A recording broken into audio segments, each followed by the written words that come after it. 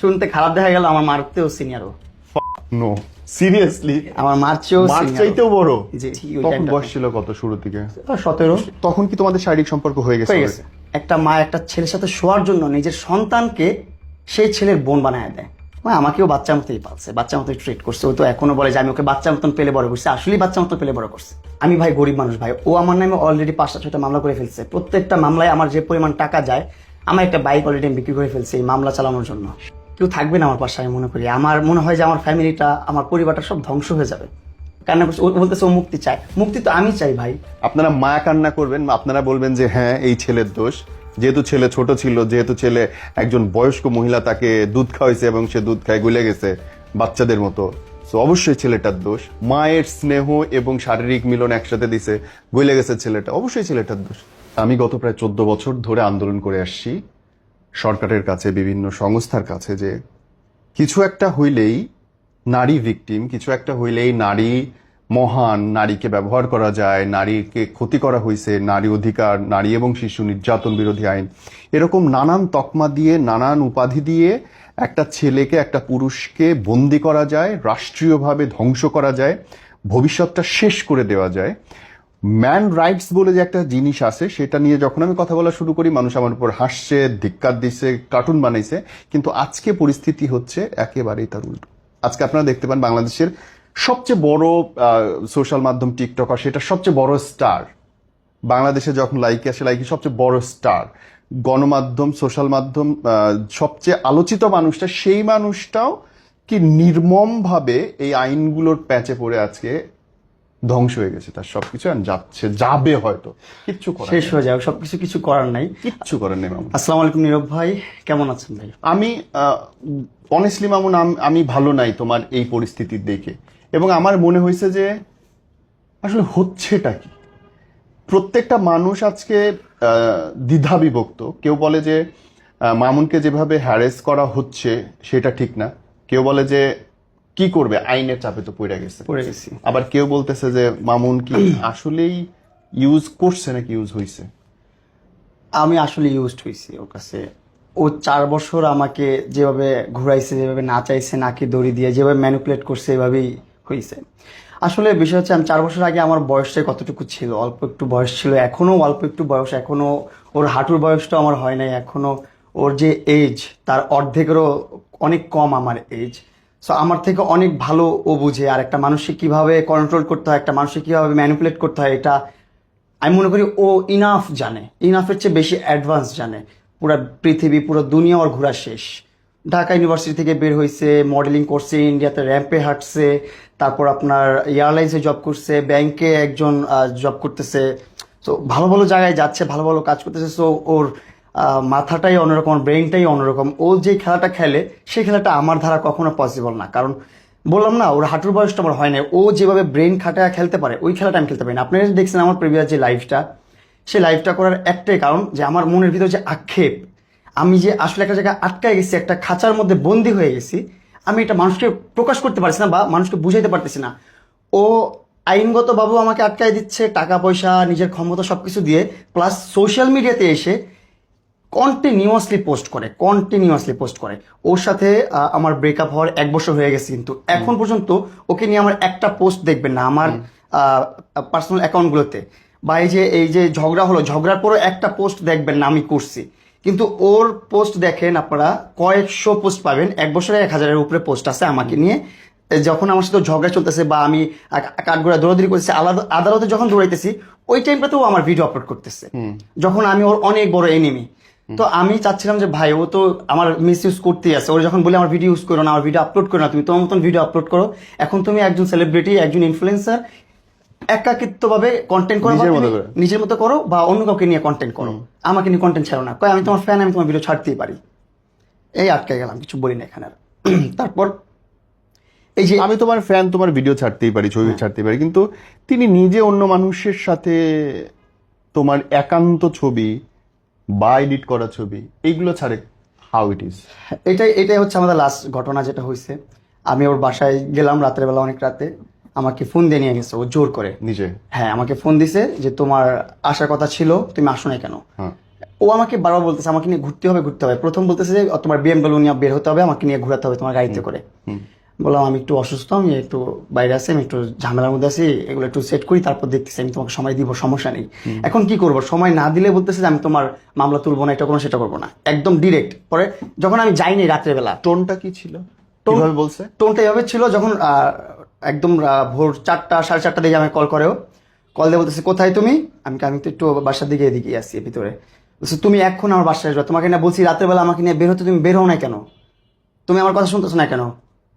এইসব ব্যবহার তো তোমার কাছ থেকে আমি আশা করি নাই কখনো। আমি তোমার মামলা তুলে ফেলবো, মামলা তোলার আগে এই অবস্থা, মামলা তুলে তুমি আমাকে চিনবাই না। পরে আমি ওকে মানে বোঝানোর চেষ্টা করছি তোমার সাথে এখন একটা ভালো একটা বন্ধুত্ব সম্পর্ক, তুমি যেভাবে বলতেছো ঠিক আছে ফাইন, তোমার কথা আমি নাচতেছি, তোমার পুতুল হয়ে নাচতেছি, কিন্তু এই বলে এই না যে যেভাবে বলবা, যখন যা বলবা তাই মানতে হবে, সবসময় মানতে হবে। মানে একটা ধৈর্যের একটা বাঁধ থাকে, সেই বাঁধটাও একদম ক্রস করে ফেলছে, ওটা তো নাই। একবার জেল খাটানোর পরে, এখন আমার মামলা করার পর আমার বলছে আমি তোমার মামলা তুলবো না, এর মধ্যে তুমি আমার বাসায় না আসলে, তুমি তোমার মতন থাকবা, আমি আমার মতন থাকবো, তুমি কিভাবে কি তোমার মামলা তুলবা এটা তুমি জানো, আমি জানি না। এটা শোনার পর আমি রাত 4টা 4:30 দিকেই ওর বাসায় চলে যাই। যেভাবে ওকে বাসায় চলে গেছে, বলছি যাক আমি ভাই, যেহেতু একবার প্রেস কনফারেন্স করে ফেলছি, প্রেসের সামনে সবাই বলে ফেলছি যে আমরা একটা ভালো একটা বন্ধু, আমাদের ভালো সুসম্পর্ক, আমরা কোলাবোরেশন পার্টনার, আমরা শুভাকাঙ্ক্ষী। আমি কিন্তু সবগুলো নিউজের মধ্যে কিন্তু এটা হাইলাইট করার চেষ্টা করছি যে মানুষ যেন বুঝে, মানুষ যেন আমাকে নেগেটিভলি না নেয় আর যে আমি আর ওর সাথে রিলেশনে নেই। কিন্তু ও চাচ্ছে যে আমি আবার ওর সাথে রিলেশনে যাই। ওর সাথে কেন রিলেশনে যাব না, আমি কেন আমার মেয়ে ফ্রেন্ড নিয়ে ঘুরবো, আমি অল্প বয়সী মেয়ে নিয়ে কেন ঘুরবো, ওর সাথে কেন ঘুরবো না, এইগুলো হচ্ছে ওর অনেক বড় ক্ষোভ, অনেক বড় সমস্যা। এখন আমার যে বয়স, আমার যে এজ, এই এজটাই তো ঘোরাফেরা করার, এই এজটাই তো বান্ধবী নিয়ে ঘোরার, গার্লফ্রেন্ড নিয়ে ঘোরার। আর ওর সাথে আমার ব্রেকআপ হয়ে গেছে 1 বছর আগে অলরেডি। আর ওর সাথে 1 বছর আগে না, যখনই ওর সাথে সম্পর্ক শুরু হয় তখন ওর সাথে প্রায় 6 মাস 1 বছর আমার বন্ধুত্ব সম্পর্ক ছিল। তারপর যখন আস্তে আস্তে ও আমাকে প্রপোজ করতেছে, আমাকে ম্যানিপুলেট করতেছে, ছোট ছোট আপনার ম্যাটেরিয়ালস দিয়ে দিয়ে আমাকে প্রবলেমে ফালাইতেছে, মানে ওর ফাঁদে ফালাইতেছে। আর আমি তো একটা ছোট্ট একটা মানুষ, আমিও ফাঁদে পড়তেছি, আমি এত একটা বড় একটা স্টুপিড, আমি একটা গাধা, আমিও ওর ফাঁদে পাড়া দিচ্ছি। তখন বয়স ছিল কত শুরু থেকে? 17, 16, 17 এরকম। ও মাই গড, তাহলে তো ওই সময় অ্যাডাল্টারের কেস হওয়ার কথা। যদি কেস হয় যে 16-17 বছরের একটা ছেলের সাথে মিশতেছে, যে মিশতেছে তার নামে তো কেস হওয়ার কথা। সে মিশছে, সে যা মুছে তা করছে। যখন আমার আম্মু চলে আসছে ঢাকাতে, আম্মু গ্রামে চলে গেছে আমার বাড়ি করার জন্য, আম্মুকে পাঠিয়ে দিচ্ছে আমার টাকা পয়সা দিয়ে, যখন ইনকাম করতেছিলাম ওই টাকা দিয়ে আম্মুকে পাঠিয়ে দেওয়ার পর ও বলতেছে তোমার ঢাকায় থাকতে অসুবিধা হচ্ছে, তোমার বাবা মা যেহেতু গ্রামে, আমার বাসাটা খালি আছে, তুমি এসে আমার বাসাটা ইউজ করতে পারো, থাকতে পারো। আমি বলতেছি প্রথমে একটু না করতেছিলাম, পরে আবার মনে মনে বলতেছিলাম না ঠিক আছে, যেহেতু একটু অসুবিধা হচ্ছে, আসলেই থাকতে অসুবিধা হচ্ছে, খেতে অসুবিধা হচ্ছে, বাবা মা যেহেতু ঢাকা বাড়িতে নাই, সবাই গ্রামে চলে গেছে, তো আমি ওর বাসায় গেছি। তখন ও আমার খুব খুব শুভাকাঙ্ক্ষী, ভালো একটা ফ্যান, ও আমাকে ছোট ছোট ম্যাটেরিয়ালস গিফট করে করে আমাকে ওর টোপে আনতেছে, আর আমি পড়েও গেছি। দেন ওর বাসায় গেলাম, যাওয়ার পর কয়েক মাস থাকলাম, থাকার পর দেখি কয়দিন পর দেখি ও আসে আমার সাথে মিলামেশা শুরু করে দিল। তো ওর সাথে থাকলাম, থাকার পর আম্মু আব্বু যখন ঢাকা চলে আসছে, তখন আমি আবার যখন চলে গেছি, তখন ও আমাকে আবার ফোন দিয়ে ডিস্টার্ব করা শুরু করলো যে তুমি আমার বাসায় না থাকলে আমার ভালো লাগছে না, ব্ল্যাকমেল করা শুরু করতেছে, ইমোশনাল ব্ল্যাকমেল করতেছে। যখন ইমোশনাল ব্ল্যাকমেলটা কাজে না লাগলো, দেখতেছি ইমোশনাল ব্ল্যাকমেল করে আমি আসতেছি না ওর বাসায়, তখন ওর হাত কাটা শুরু করলো। ওর হাত দেখবেন এইখান থেকে এই পর্যন্ত শুধু কাটাই, কত স্টেপ আছে, মানে একটা মানুষ কতটা পৈশাচিক হইতে পারে, নিজের শরীরকে নিজের দেহকে ছুরি দিয়ে চাকু দিয়ে এমনি কোপায় কোপায় কাটে, মানে তোমাকে চাওয়ার জন্য, আমাকে বাসায় ব্যাক আনার জন্য। তখনও ও তো ভাইরাল না, ওকে নিয়ে অত কন্টেন্ট বানাইনি, আমি ভাইরাল করিনি তখন আমি আমার কন্টেন্ট করি, ও একজন শুভাকাঙ্ক্ষী, ওই হিসাবে লাইভে আমি ওকে শাট আউট দিই, সবসময় আমার ভিডিওতে আমি শাট আউট দিই, কথাবার্তা বলি, দ্যাটস ইট। কিন্তু ওর আমি কন্টেন্ট করে দিই না ওই টাইমটাতে। তো তখন আমাকে হাত কেটে ব্ল্যাকমেল করতো যে আমি মরে যাবো তোমাকে না পেলে, তুমি আমার পাশে না থাকলে। তো আমি আবার এই কথাকে মাফ করো, আমি এই জায়গায় খুব বাজেভাবে জিজ্ঞেস করি। হ্যাঁ অবশ্যই। তখন কি তোমাদের শারীরিক সম্পর্ক হয়ে গেছে? তখন হয়ে গেছে। তখন তোমার অন্য কারোর সাথে রিলেশন নাই, প্রেম নাই? আমি রিলেশন করি না তখন কারোর সাথে প্রেম নাই, কিন্তু রিলেশন নাই, কিন্তু আমার অনেকগুলো বান্ধবী ছিল যাদের কাছ থেকেও আমাকে অলরেডি ছুটায় ফেলছে, যাদের সাথে আমার কথা বলতে দেয় না, তাদের কাছে যেতে দেয় না, তাদের মানে কোন রকম কন্ট্যাক্ট আমার রাখতে দেয় নাই। সরি আমি এভাবে জিজ্ঞেস করতেছি, আমার উচিত না। তুমি সবেমাত্র উঠতে একটা ছেলে, 17-18 বছর বয়স, 45-50 বছর একটা মহিলার সাথে শুচ্ছ, ঘেন্না লাগে না ভাই? ঘৃণা তো এখনো লাগছে, যখন কল্পনা করি যে আসলে আমি এই কাজগুলো করছি, ওর সাথে মিশছি, এইভাবে থাকছি, এখন নিজের প্রতি খুব ঘৃণা লাগে। নিজেকে পুরুষ বলে দাবি করতেও অনেক লজ্জিত মনে হয় নিজেকে, যে আসলে আমি কি করলাম এটা, এত ইয়াং বয়সে, এত ছোট্ট বয়সে। আসলে বেশি ছোট ছিলাম তো বুঝতে পারি নাই, আবেগের বসে মিলেমিশে গেছি। তো এখন যখন আমি ছুটে আসতে চাইছি তখন থেকে ব্ল্যাকমেল করা শুরু হয়ে গেছে যে না তুমি আমার কাছ থেকে ছুটে যেতে পারবে কখন না। ছুটে দিতে চাইলে ভাইয়া? ওর সাথে সম্পর্ক হওয়ার 1 বছরের মধ্যেই কেন ছুটে আমি কেন যেতে চাই? ছুটে যেতে চাচ্ছি কারণ আমি যখন আমার বাসায় চলে যাচ্ছি তখন ওর সাথে আমার সম্পর্ক না, কোনো রিলেশন নাই, জাস্ট ফ্রেন্ডলি, যাতে ভালো একটা ভক্ত, ভালো একটা ফ্যান, এতটুকুই। আর ও কখনো আমাকে বলে নাই আমি তোমাকে ভালোবাসি বা তোমাকে কোনো কমিটমেন্ট দিতে হবে আমার সাথে থাকতে হলে বা আমার কাছ থেকে ম্যাটেরিয়ালস নিতে হলে বা এটা করতে হলে সেটা কোনো প্রকার কোনো কমিটমেন্ট কখনো ছিল না ওর সাথে আমার। ও বলতো যে তুমি আমার আমি তোমার ডাইহার্ট ফ্যান, তোমার জন্য পৃথিবীর সব করতে পারি।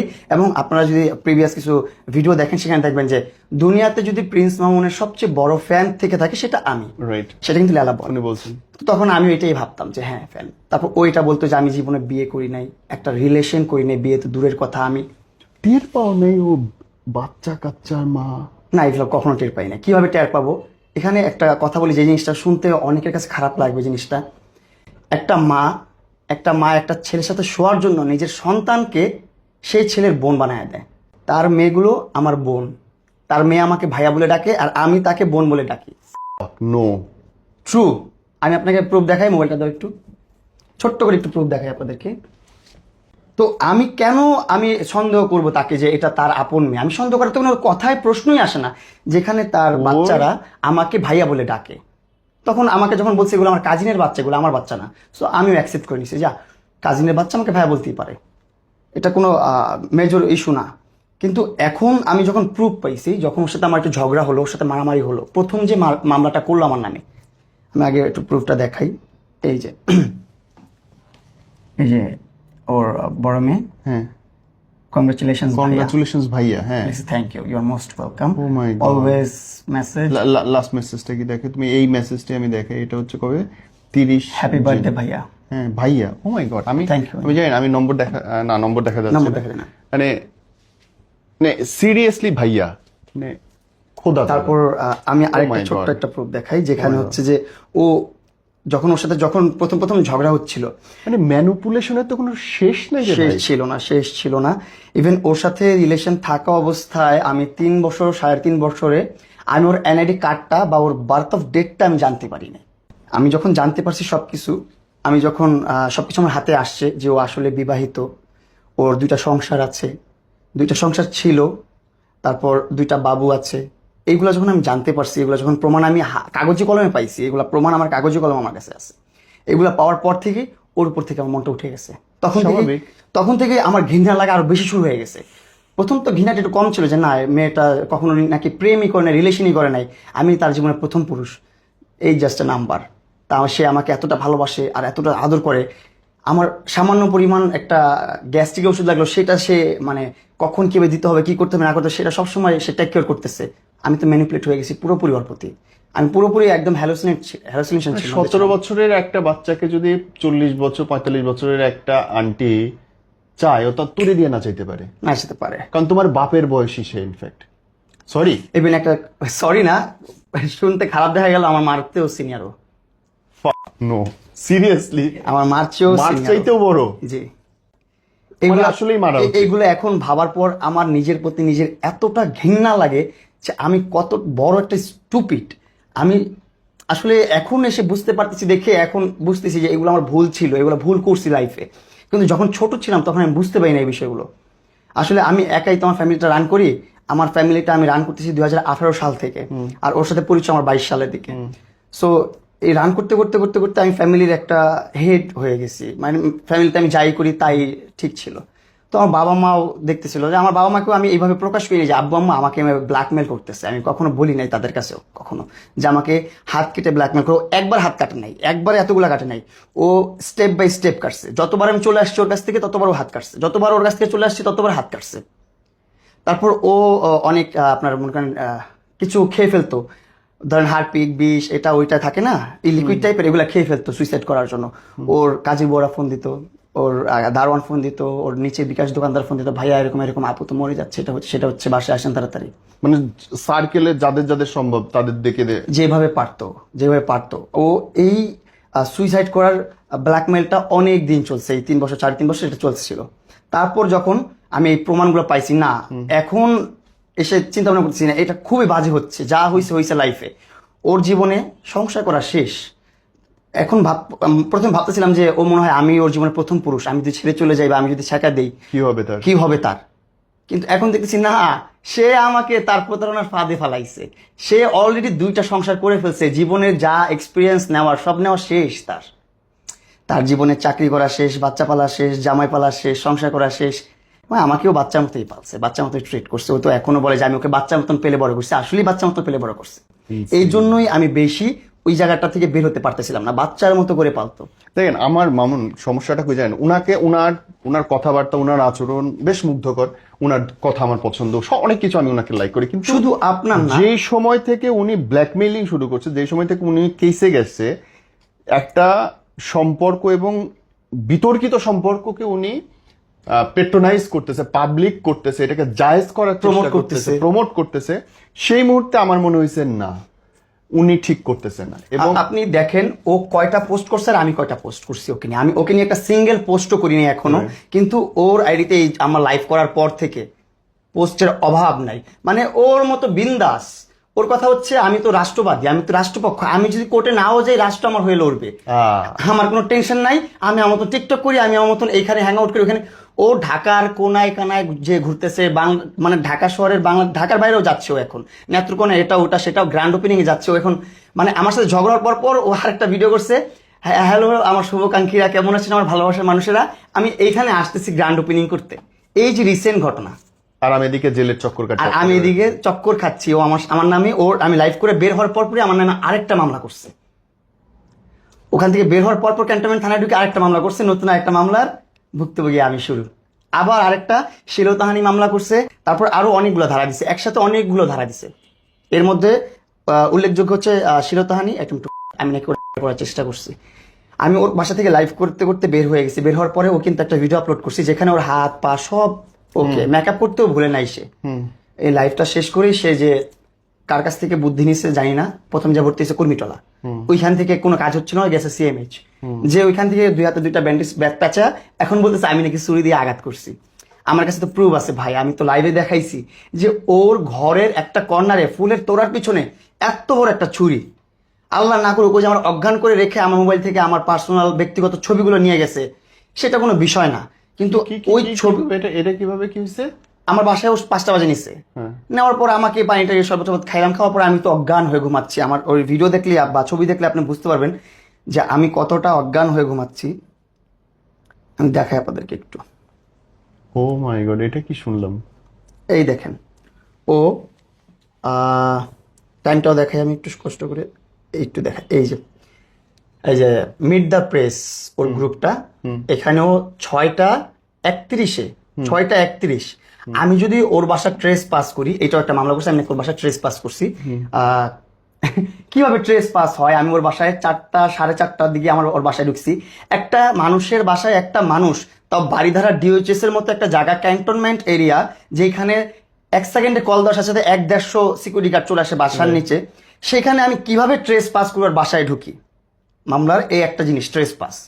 আমি ট্রেস পাস কিভাবে করি, ট্রেস পাস করলে ও আমার মোবাইল নিয়ে 6:30 বাজে ও প্রেস গ্রুপে কিভাবে আমার মোবাইলের যে পার্সোনাল ব্যক্তিগত ছবিগুলো, আমার মোবাইলের ছবি আমার মোবাইল থেকে নিয়েই ও পোস্ট করছে, যে গ্রুপে দিছে, মিট দ্য প্রেসে দিছে, ওইখানে আপনার আরো অনেক পালা সাংবাদিক আছে যারা ওর কথা উঠে বসে, যেভাবে বলে সেভাবেই।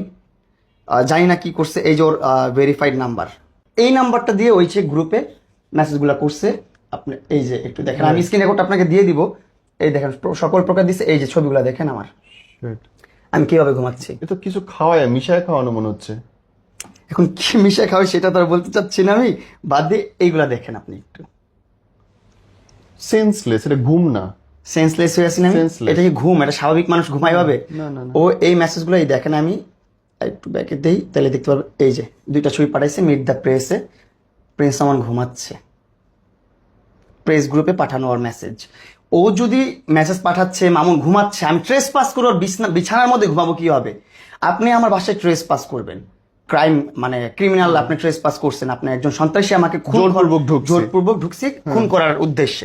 আর আমি ঘুমাচ্ছি। হ্যাঁ, আমি যে ঘুমাচ্ছি, আবার আরেকজন সেটার ছবি তুলে পাঠাচ্ছে। সন্ত্রাসকে আপনি ঘুম পাড়াচ্ছেন, আমি এখন কোথায় যাবো, আমি কি করবো? অপরাধ হচ্ছে তুমি পুরুষ, এছাড়া তার কিছু না। ওর মতন একজন মানুষকে ওর মতন একজন মহিলাকে 50 বছরের মহিলাকে শিরতাহানি কিভাবে হয়? তার জামা কাপড় ধরে আমি কেন টানবো? আমি ভাই গরিব মানুষ ভাই, ও আমার নামে অলরেডি 5-6টা মামলা করে ফেলছে। প্রত্যেকটা মামলায় আমার যে পরিমাণ টাকা যায়, আমার একটা বাইক অলরেডি আমি বিক্রি করে ফেলছি এই মামলা চালানোর জন্য। আমি কিছু করতে পারতেছি না, আমি বাংলাদেশে কি করবো আমি বুঝতেছি না ভাই। আপনারা যদি একটু হেল্প না করেন আমাকে, আমাকে সাহায্য সহযোগিতা না করেন, আমি কিচ্ছু করতে পারবো না। আমি কথা বলতে পারতেছি না, আমার হাত পা সব কাঁপতেছে, আমি ঘুমাইতে পারি না, আমি খাওয়া দাওয়া করতে পারি না। খাওয়া দাওয়া করতে নিলে আমার বমি চলে আসে, ভিতর থেকে বমি চলে আসে, আমি কিছু করতে পারতেছি না। এতটা টেনশনে আমি আছি, এতটা টেনশনে আমি আছি। পুরুষ হওয়াটা হচ্ছে আমাদের বাংলাদেশের সবচেয়ে বড় ভুল। হ্যাঁ, মহিলাদের জন্য, মেয়েদের জন্য খুব সুব্যবস্থা রাখছে বাংলাদেশ আইন, খুব ভালো একটা ব্যবস্থা রাখছে, এটা অসহায় নারীদের জন্য। কিন্তু এই আইনগুলোর যে অপব্যবহার হয়, কিচ্ছু লাগবে না, একটা মেয়ে চিৎকার করে বলবে যে আমার সাথে শালীনতাহানি করছে, ব্যাস। হচ্ছে, ব্যাস। তুমি জেলে গেলে, তোমার প্রতিষ্ঠান কি হলো, তুমি চাকরি বাকরি ব্যবসা কি করতে, আমার পরিবার শেষ, কিচ্ছু নাই, শেষ, কিচ্ছু থাকবে না। আমি এই যে ঈদটা করছি, গতবার কোরবানি ঈদ করছি জেলের ভিতরে, জানি না এবার কোরবানি ঈদ জেলের ভিতরে করবো না কোথায় করব, তার কোনো গ্যারান্টি আমি দিতে পারতেছি না। কারণ অলরেডি একটা মামলা হয়ে গেছে আমার নামে, যেটা নিয়ে অলরেডি আমার কাছে নিউজ চলে আসছে, আমার কাছে খবর চলে আসছে। আমি খুব আতঙ্কের মধ্যে আছি, আমাকে কখন আবার টুপ করে ধরে নিয়ে যায়, টুপ করে আবার জেলে পুরে দেয়। আমাকে জেলে পুরে দিলে কেউ থাকবে না আমার পাশে, আমি মনে করি। আমার মনে হয় যে আমার ফ্যামিলিটা, আমার পরিবারটা সব ধ্বংস হয়ে যাবে। কারণ যারা ছিল তারা সব পোল্ট্রি নিয়ে ওই পাশে চলে গেছে। আমি এখন খুবই একা, আমার ফ্যামিলি ছাড়া আমার সাথে কেউ নাই। আমার বাবা মা ভাই বোন ভাবি এরাই আছে, আর বন্ধু বান্ধবগুলো আছে। আমার ফ্রেন্ডসরা কি করবে? ওরাও তো ইন্ডিপেন্ডেন্ট না, ওরাও ফ্যামিলির কাছে ইন্ডিপেন্ডেন্ট শুধুমাত্র আমি আমার দেশের মধ্যে। সো আমি মনে করি আমি যখন জেলে চলে যাবো, আমার ফ্যামিলিটা ধ্বংস হয়ে যাবে। আমার ফ্যামিলিটা ধ্বংস হওয়ার আগে আমার ইচ্ছা করে যে আমি নিজেকেই ধ্বংস করে দিই, আমি নিজেকে শেষ করে ফেলি। এই জিনিসটা তো আমি দেখতে পারবো না। আদালতে আপনার মানহানি মামলা হয়েছে, 100 কোটি টাকা নাকি আমার জরিমানা দিতে হবে। তারপর 2টা হুমকির মামলা হয়েছে, মামলা না, একটা জিটি হয়েছে, 2টা হুমকি দিচ্ছি আমি। কি হয়েছে? হুমকি দিচ্ছে ফোন দিয়ে যে মামলা তুলে ফেলো, নাহলে তোমাকে মেরে ফেলো, এটা করবো সেটা করবো। ও এসে প্রায় সময় লাইভে বলে যে মামুন আমাকে হুমকি দিচ্ছে, দামকে দিচ্ছে। আমি পুরো পৃথিবীর সামনে চ্যালেঞ্জ করলাম, ও যদি একটা প্রুফ দিতে পারে, একটা সিঙ্গেল ওয়ার্ড প্রুফ দিতে পারে যে আমি ওকে থ্রেট করছি মামলা তোলার জন্য, তাহলে পুরো বাংলাদেশের সামনে না, পুরো পৃথিবীর সামনে উলঙ্গ হয়ে জুতার মালা গলায় দিয়ে আমি হাঁটবো। আমি চ্যালেঞ্জ দিলাম আপনাদের সবাইকে। আমি ভাই ছোটবেলা অনেক ম্যানিপুলেট করছে আমাকে, যেভাবে নাচাইছি সেভাবে নাচছি। আপনাদেরকে আমি স্টোরিটা ছোটবেলা থেকে বুঝাইতে পারি না কখনো, কারণ ওর ব্ল্যাকমেলের শিকার আমি ছোটবেলা থেকে হয়ে আসতেছি। ওর ব্ল্যাকমেলের শিকার 2021-এর শেষের দিক থেকে আমি ওর ব্ল্যাকমেলের শিকার। যখন থেকে ওর কাছ থেকে থাকা শুরু করলাম, যখন ওর কাছ থেকে থাকার পর চলে আসছে, তারপর থেকে ব্ল্যাকমেলের শিকার আমি। যখন ইমোশনাল ব্ল্যাকমেল করতো বা ব্ল্যাকমেল করতো, এগুলোর জন্য অনেক প্যারা খাইছি। যখন আমি দেখছি যে ও বিবাহিত, আমি যখন প্রমাণ পাইছি যে ও 2টা বিবাহ করে ফেলছে, অলরেডি 2টা বাবু আছে, এগুলো সব রিয়েল, এগুলো অথেন্টিক, এগুলো ফেক না, তখন আমার মন থেকে তো একদম নিমিশে উঠে গেছে। তখন আমি ওর পাশ থেকে সরে আসতে চাইছি, তখন আমার সাথে মারামারি লাগাই দিছে। মারামারি তো একটা লাগাই দিছে, যখন বলছি তুই সুইসাইড কর বা যাই কর, আমি তোর ব্ল্যাকমেলের ফাঁদে পাড়া দিব না, এখন পৃথিবীর কাছে আমি প্রয়োজন প্রকাশ করে দিব। এই মারামারি লাগাই দিয়ে ওই একটা অ্যাটেম্প দিল মামলা, মার্কেটটা ওই মামলা দিয়ে একটু ভোগান্তি, ওয়ারেন্ট বের করলো, পরে জামিন নিলাম অনেক কষ্ট করে, অনেক টাকা পয়সা খরচ করে, অনেক ঝামেলা করে। তারপর আবার যখন আমি ইন্ডিপেন্ডেন্ট হলাম, আমি বিজনেস শুরু করলাম, একা একা নিজের পায়ে দাঁড়ালাম, ওই টাইমটাতে আমাকে দিল মামলা। ওর সাথে কিন্তু আমার কোনো তখন সম্পর্ক নাই। সম্পর্ক কতটা নোংরা হইতে পারে ব্যাপারটা, সরি ভাবে বলতেছি। একই সাথে তোমার পাশে গিয়ে দোকান উদ্বোধন করতেছে, আবার একই সাথে তোমার নামে কেস করে, উদ্বোধন করার পরই ধর্ষণ করছে। আর আমি তো যে বললাম না, আমি কত বড় একটা স্টুপিড, আমি কত বড় একটা জঘন্য একটা মানুষ, যে মানুষটা আমাকে মামলা দিয়ে নাকে দড়ি দিয়ে ঘুরাইছে, দেন ব্রেকআপ হওয়ার পর আমি আমার মতন ব্যবসা করতেছি, আমি নিজের মতো চলতেছি ফিরতেছি। ওই টাইমটাতে আমি আবার ওকে আর সহানুভূতি দেখাই আমার গ্র্যান্ড ওপেনিং এ নিয়ে আসছি, যে যাক একটা সময় শুভাকাঙ্ক্ষী ছিলা, যেহেতু আসো আমার গ্র্যান্ড ওপেনিং করো। ওর এত একটা সম্মান দিছি আমি, এই সম্মানটা কোথায় রাখছে? ওইখান থেকে বের হয়ে আমার মামলা দিছে, সেই মামলায় আমি জেল খেটে আসলাম। সে তো ঘোষণা দিল যে উঠাই নিবে মামলা, উঠাই নেবে বলে সেই দিন বলতেছে আমি তোমার মামলা তুলবো না, তুমি কি করতে পারো করে নাও, তোমার কোনো মামলা আমি তুলবো না, তোমার যদি কোনো ক্ষমতা থাকে তুমি মামলা উঠায় নাও। আর এটাও বলছে যে মামলা ছাড়াও অনেক কিছু আছে, ওইগুলা সামলায় নিও। ওই টাইমটাতে আমার মাথায় কোনো কিছু খেলতেছিল না, আমি কি করবো, আমি কার কাছে সাহায্য চাবো এটা বুঝতে পারলাম না। কাছে সাহায্য পাবো না ভাই, এই সমাজ মেয়েদের পক্ষে অন্ধভাবে। ইনস্ট্যান্ট ওই টাইমটাতে, ওই মোমেন্টটাতে আমি লাইভে চলে গেছি যে না, পৃথিবীর দেশবাসীতে তো একটা হলেও মানুষ আছে যে আমার সাপোর্ট করবে, যে বুঝবে। নাই বাংলাদেশে এরকম মানুষ নাই ভাই, সবাই অন্ধভাবে বলবে যে না আপা রাইট, মহিলা রাইট, মহিলারা আবার মিথ্যা কথা বলবে, মহিলারা ইজ্জত নিয়ে কান্নাকাটি করবে, এটা আবার মিথ্যা হইতে পারে, ইম্পসিবল। প্রত্যেকটা মানুষ দেখো বাংলাদেশের সবাই তার ও এখন মায়া কান্না করতেছে মানুষের সিম্পিতি নেওয়ার জন্য, কাঁপতে পারবে, হাতের মধ্যে ব্যান্ডেজ লাগায় নিছে, ব্যান্ডেজ করে দেখেন হাতের মধ্যে কিছুই নাই, কান্না করছে। ও বলতেছে ও মুক্তি চায়, মুক্তি তো আমি চাই ভাই। আমার যদি কোনো স্টাম্পে লিখিতও দিতে হয় যে হ্যাঁ মামুন এইভাবে এভাবে মুক্তি দিতে হয়, আমি ওইভাবেই স্টাম্পে সই করে দিব যে হ্যাঁ আমি মুক্তি দিলাম। আমি তো মুক্তি দিয়ে রাখছি, আমি মুক্তি চাচ্ছি মানুষের কাছ থেকে।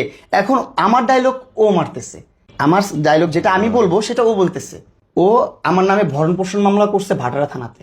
এবং বাংলাদেশ প্রতিদিন একটা নিউজ দেখলাম, ভিডিও নিউজ, সেটা বলতেছে পুরো জিনিসটা ভুয়া, যে বিয়ের রেজিস্ট্রেশন হ্যাঁ পেপারটা পুরোটা ভুয়া, পুরাটা ভুয়া, পুরোটা ভুয়া। যে কাজের সাইন সেই কাজই বলতেছে সেটা আমার না, কাজী মারা গেছে 2 বছর আগে। 2 বছর আগে। কি অদ্ভুত, কি অদ্ভুত।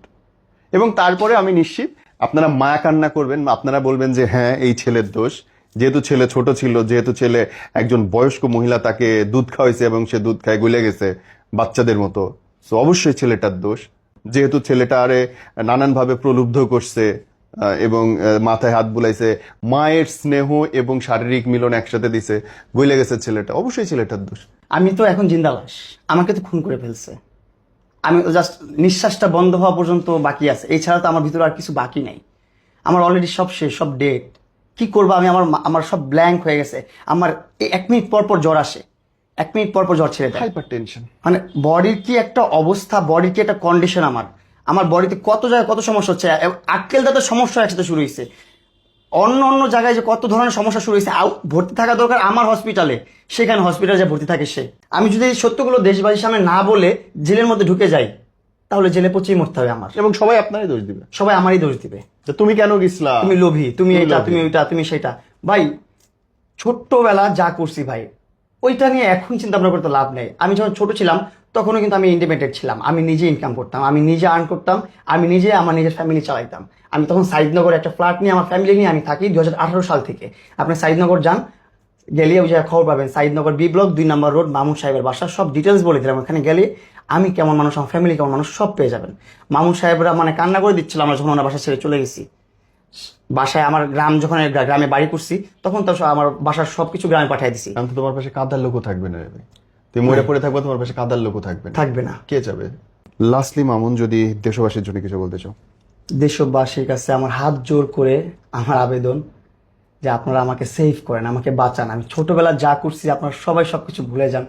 মানুষ ছোটবেলা ভুল করেই, একটা মানুষের ভুল হয়। আমার মানুষ পুরুষ শিখে 25 বছর বয়সের পর থেকে, আর এখন আমার 25ও হয় নাই। আমি যখন ওর সাথে সম্পর্ক করছি বা ওর সাথে জড়াইছি তখন আমার বয়স 16-17 এরকম একটা বয়স। ওই টাইমটাতে বোঝার কোনো ক্যাপাবিলিটি আমার ছিল না, ওরকম বোঝার ক্ষমতা আমার ছিল না যে আমি বুঝবো যে কি হচ্ছে, কেমন একটা ফাঁদ তৈরি হচ্ছে আমার জীবনে, আমার লাইফটা, আমার ফিউচারটা কি হবে এটা আমি বুঝতে পারি নাই। এখন আমি বুঝতেছি ভাবিয়া করিও কাজ, করিয়া ভাবিও না। তখন আমি কাজ করে ফেলছি, এখন ভাবতেছি। কারণ তখন বয়সটা এরকম ছিল যে আমি এখনো ওই বয়সটাই আছে যে ভুলভাল ডিসিশন নেওয়া, ভুলভাল কাজ করা। যেমন একটা লাইফ করছি ভুলভাল, যাই করছি, আমার মনে হয়েছে যে লাইফটা করা অনেক দরকার, মানুষকে জানানো দরকার, দেশবাসীকে জানানো দরকার যে আমার সাথে কি হচ্ছে ইন ফ্রন্ট অফ এই মহিলার সামনে। মানে ওই মহিলাটার সামনে বলাটা আমার খুব দরকার ছিল। আমি সিঙ্গেলে বললে তো আপনারা মনে করবেন যে না মামুন মনে হয় মিথ্যা বলতেছে, মামুন মনে হয় বানায় কথা বলতেছে, মামুন একটা প্রতারক, মামুন একটা ফ্রড, মামুন এই মহিলার কাছ থেকে এটা খাইছে ওইটা খাইছে, খাওয়া শেষ এখন চলে যাচ্ছে। যে কথাগুলো ওই মহিলা বলে আর কি, ওই কথাগুলোই আপনারা মেনে নেবেন। আসলে বিষয়টা ওইরকম না। আমি আমার মতোই চলছি। আমাকে ইউজ করে ওর ফেসবুক অ্যাকাউন্ট, ওর ফেসবুক পেজে কত টাকা ইনকাম হয়েছে ওইটা আপনারা বের করবেন। ও বলে আমার 50 লাখ 60 লাখ খরচ হয়ে গেছে। কোথায় 50 লাখ 60 লাখ টাকা? ভাই কি বলে ভাই, কত ধরনের ব্লেম দিচ্ছে আমাকে। ইভেন আমার কাছে ওই প্রুফটাও আছে যে ও বলছে আমাকে 90 লক্ষ টাকা দিবা, না হলে তোমার মামলা তুলবো না, না হলে আমার সাথে থাকতে হবে। এই প্রুফটা আমি আপনাকে একটু দেখাই দিই। এটা ভাইরাল করা হয় নাই, আমি দেখাই নাই কখনো। আমি চাই নাই যে মানুষ ওকে খারাপভাবে দেখুক বা মানুষ ওকে খারাপভাবে নেক। কিন্তু এখন আমার দেয়ালে পিঠ থেকে গেছে, এখন আমি কিছু করতে পারতেছি না। 1 বছর যাবত, একটা বছর যাবত আমি এই কাঠগড়ায় দৌড়াইতেছি। 1 বছর হয়ে গেছে। 1 বছর ধরে ওর কাছ থেকে মুক্তি পাওয়ার জন্য আমি দৌড়াইতেছি। জেল খেটে আসছি, 1 বছর হয়ে গেছে। এখন পর্যন্ত আমি হ্যারেস, এখন পর্যন্ত আমি হয়রানি হচ্ছি। এখন এসে আবার আরেকটা মামলা করছে, যেটার জন্য আরো কত বছর দৌড়াবো সেটা তো কোনো চিন্তা ভাবনাই নেই, সেটার কোনো আশাও নেই, ভরসাও নেই। এগুলো পরে বলতেছি। আবার আমি আপনাকে প্রুফটা দিই, যেখানে ও 90 লক্ষ টাকা চাইছে আমার কাছ থেকে। বলছে যে 90 লক্ষ টাকা দিতে হবে, না হলে তোমার মামলা আমি তুলবো না। ও আমার মোবাইলটা নিয়ে আমার মোবাইল থেকে ওর ইনবক্স যতগুলো ইনবক্স ছিল প্রত্যেকটা ইনবক্স ডিলিট করে দিচ্ছে, যেন ওর কোনো প্রুফ আমি দিতে না পারি, ওর কোনো মেসেজ আমি দেখাইতে না পারি। ওর সবগুলো ইনবক্স ডিলিট, কনভারসেশন ডিলিট করে দিছে। 3-4টা হোয়াটসঅ্যাপ নাম্বার আছে, সব ডিলিট করে দিছে। ইনস্টাগ্রাম আছে, ডিলিট করে দিছে। টিকটক আছে, সব ডিলিট করে দিছে। সব দিক থেকে যে আমি কোন ধরনের প্রুফ যেন দিতে না পারি যে ও আমাকে কিভাবে ম্যানিপুলেট করতো, কিভাবে আমাকে কনভিন্স করতো, চেষ্টা করতো। এখন এইবার অনেক চেষ্টা করছে আমাকে ওর সাথে রাখার জন্য। এই যে আমি আজকে লয়ারের কাছে যাব। এই মুহূর্তে আমার দুইটা অপশন মনে আসতেছে, কেস কন্টিনিউ করা, কেস ক্লোজ করা। তুমি দুইটার যেটা চুজ করো সেটা হবে এক। কেস কন্টিনিউ করলে যেভাবে কেস চলে ওইভাবে যাবে। কেস ক্লোজ করতে হলে আমার দুইটা কন্ডিশনের দুইটা অথবা যে কোনো একটা মেনে নিতে হবে। রিলেশন ঠিক করে আগের মতো এক থাকা। 2, আমাকে ফিজিক্যাল অ্যাসল্টের জন্য আমাকে 90 লাখ টাকার ক্ষতিপূরণ। আমি আজ অফিসে এসে 7 PM লয়ারের কাছে যাব, তুমি চলে আসতে পারো। বুঝতে পারছেন মেসেজ? ওই 1 মাসের মধ্যে আমাকে 100 বার থ্রেট দিছে মামলা তুলবো না। আর প্লাস আমি ওর বাসায় যখন গেছি তখন আমার ব্যক্তিগত প্রাইভেট ছবিগুলো, সবগুলো ছবি ফেসবুকে আপলোড করে দিছে। আমি ঘুম থেকে উঠে দেখি কি সবগুলো ছবি আপলোড করে। আমি বললাম কি হলো এটা? এখানে আমার সাথে যে আর্টিস্টগুলো আছে, যে মেয়েগুলো আছে, তারা তো আমার খুব ভালো বন্ধু। আর এই বয়সে ভালো বন্ধু থাকতেই পারে সবার। কোন পুরুষের ভালো বন্ধু নাই? কোন পুরুষের নাই? প্রেমও থাকতে পারে, ইটস ওকে, প্রেমও থাকতে পারে। হবেই। হ্যাঁ, আমি বড় কথা হচ্ছে আমরা মিডিয়ার মানুষ, আমাদের ফ্রেন্ড সার্কেল থাকবে, বান্ধবীরা থাকবে, বন্ধুরা থাকবে, গার্লফ্রেন্ডও থাকতে পারে। ও অনেক ইন্টারভিউতে বলছে মামুন বিয়ে করলে আমার কোনো